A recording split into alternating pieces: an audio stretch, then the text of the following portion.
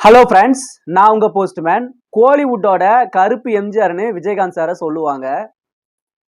கோடிக்கணக்கான மக்களோட மனசுல நல்ல இடம் பிடிச்சிருக்காரு விஜயகாந்த். சில உதவி இயக்குனர்களை பெரிய இயக்குனர்களா ஆக்கியிருக்காரு. விஜய தூக்கி விட்டுருக்காரு. அஜித்துக்கு எவ்வளோ பிரச்சனைகள் வந்தாலுமே அதுக்கெல்லாம் பஞ்சாயத்து கட்டியிருக்காரு.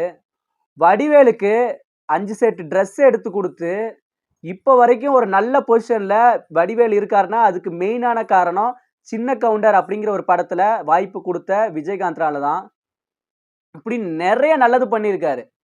அவர் என்னதான் நல்லது பண்ணியிருந்தாலுமே அவரோட 2 பசங்களுக்கு கல்யாணம் பண்ணி அவரோட கண்ணால பார்க்க முடியல.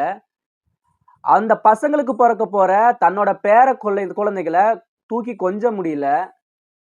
தன்னோட ட்ரீம் ஹவுஸ் விஜயகாந்த் சாரோட ட்ரீம் ஹவுஸ்ல போய் ஒரு நாள் வாழ முடியல. இப்படின்னு நிறைய ஆசைகளை அவர் இழந்துட்டாருன்னு கூட சொல்லலாம். சரி, ஓகே. அவருக்கு நுரையீரல்ல நோய் தொற்று இருக்குன்னு சொல்றீங்க. நுரையீரல்ல வீக்கம், நுரையீரல்ல அலர்ஜி இருக்குன்னு சொல்றீங்க. கொரோனா பாசிட்டிவ்னு சொல்றீங்க. இங்க இருக்கிற சென்னை மியாட் மருத்துவமனையிலிருந்து அமெரிக்கா வரைக்கும் போய் ட்ரீட்மெண்ட் பார்த்துட்டு வந்திருக்காரு விஜயகாந்த் சார்.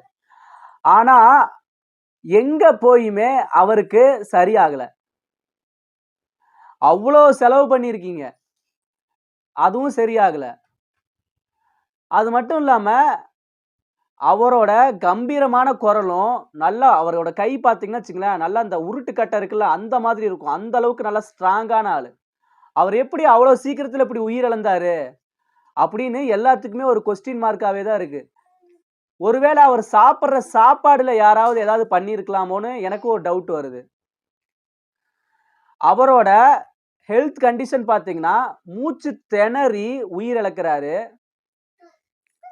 இதுக்கெல்லாம் காரணம் என்ன அப்படின்னு நீங்க கேட்டீங்கன்னா, செய்வினை வச்சிருக்காங்க அப்படின்னு இளையராஜாவோட தம்பி இசையமைப்பாளர் கங்கை அமரன் இருக்காருல்ல, அவரு சொல்லியிருக்காரு இப்போ.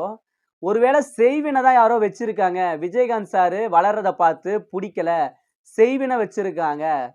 நான் மட்டும் விஜயகாந்த் சாரு கஷ்டப்படுற சமயத்துல இருந்திருந்தேன்னா, கண்டிப்பா அவர ஆன்மீக வழியில கூட்டிட்டு போயி, அவருக்கு அந்த செய்வினைய நான் எடுத்து, அவர நல்ல வழியில நான் கொண்டு வந்திருப்பேன்.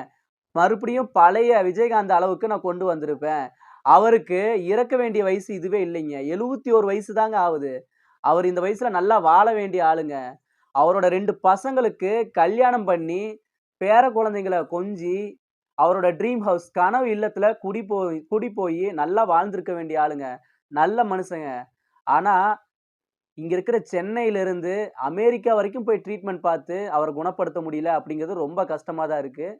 அவரோட ஆன்மா அவரோட ஆன்மா இளைப்பாறி அடைய எல்லாம் வல்ல ஆண்டவன்ட்ட வேண்டிக்கிறதா சொல்லியிருக்காரு.